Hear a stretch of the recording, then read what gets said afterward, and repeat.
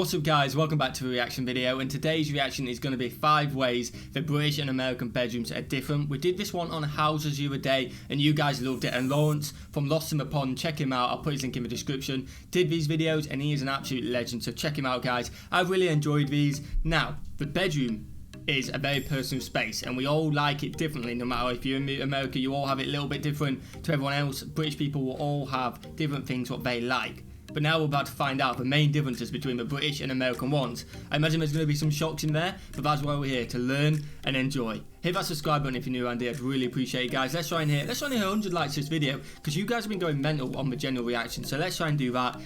And let's get straight into it guys. One of the most common bedroom differences I get asked about is, why do Americans sleep with that extra sheet between the quilt and you? Wait, what?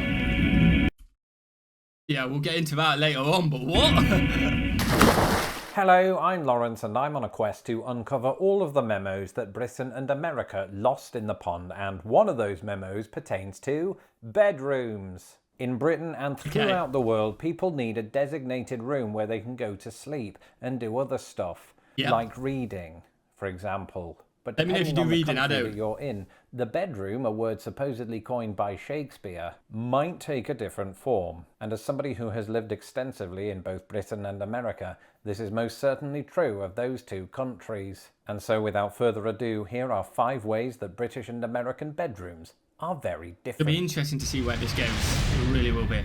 Oh, before we touched this one on the houses one, man. A lot of you guys are saying you've got a lot of built-in closets. This is mind-blowing. We don't have many built-in closets at all. Get to the main centerpiece of the bedroom, which is the bed. There is one major thing that American bedrooms have that most British bedrooms do not, and it's something contained not within the 4 walls of the bedroom, but within the wall. I'm talking about built-in closets. Now, this is my walk-in closet.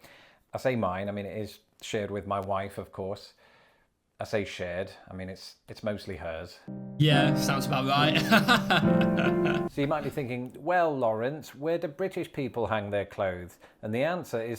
Before I answer it, I'm going to give my version, we'll see if it's the same. You buy one from IKEA or something, you build it, and then you just stick it in the room. So let's say you got this nice bit of space here, you put it in front of the wall and it takes up even more space. That's how I'd do it, and I imagine you're going to say the same. Simple. In a wardrobe that admittedly takes up more that space, unless it leads to Narnia. But while America may have the advantage in the closet department, Britain is still leading the way on these. Whoa, back in the days when I still dressed like a child, you bought me this t-shirt, so you can leave it out. Back in the days when I was still a child, I distinctly remember sleeping alongside a rubber accessory that was filled with hot water.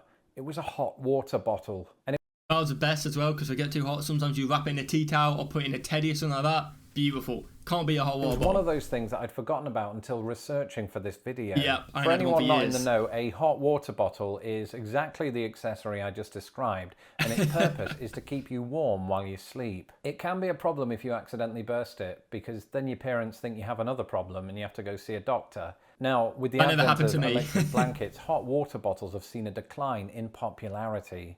I'm surprised you mentioned electric blanket, because I actually have an electric blanket. Oh, they are so nice. You lay on top of it, flick the switch. If it's too cold, you get a nice little heat underneath you. It's perfect. Let me know if you guys have one. I imagine you potentially do. You got like your AC and stuff like that. I imagine you guys potentially have electric blankets. Let me know. This is particularly true in the United States, but I have it on good authority that people still occasionally use them in Britain. But part of me believes that most of them just use it to refill their tea without leaving the bed. Oh, that sounds good. As always, when it comes to comparing British and American things, inevitably it always comes back to size. And you might not be too surprised to learn that American beds, on the whole, are longer, wider, or sometimes both, than British beds. So let's take a look at how that plays out, or lays out. That's a bed pun. Oh, I like that one. I like that one. Take a look. So the smallest bed size in the United States is the twin bed. This measures in at roughly 39 by 75 inches. And its nearest equivalent in Britain is a single bed, which is just as long as an American twin, a lot smaller, but 4 inches less wide. After that, America has a twin XL, which is coupled with Britain's small double. Try saying that after 4 whiskeys. And then America has what is known as the full-size mattress. This is 54 inches by 75. This is almost identical to the double-size mattress in Britain. From here on out, things become like a game of chess, as both countries sort of introduce a royal family of mattress sizes. King size, in the queen US, size. some people sleep on the queen, not the queen, that would be breaking news, on a queen-sized mattress, which is about 60 inches by 80. This is virtually identical to Britain's king-size mattress. Okay, yeah. But neither country ousts their bedroom monarchy there. What's better than a queen? A super queen. Wow. In the US, this measures in at 66 inches by 80. Funnily enough, the nearest equivalent in Britain is called, can you guess what it's called? Can you? It's called a super king. Oh, super king. You know what? I didn't know that. I always knew about king size beds. I assumed we potentially had a queen size bed. Maybe I'd heard that from America. I didn't know that. Maybe because I can't afford a super king bed. I've never looked into one. We have a king size, I believe, but a super king, oh, that is huge. 72 inches by 80. And so Britain wins, except it doesn't, because America also has a king-size bed that measures 76 by 80. And I got excited for a Britain's second. mattresses abdicated the throne, while America's just kept going with the California king at 72 inches by 84. Off. So perhaps this additional size is why Americans are more likely to use one of these.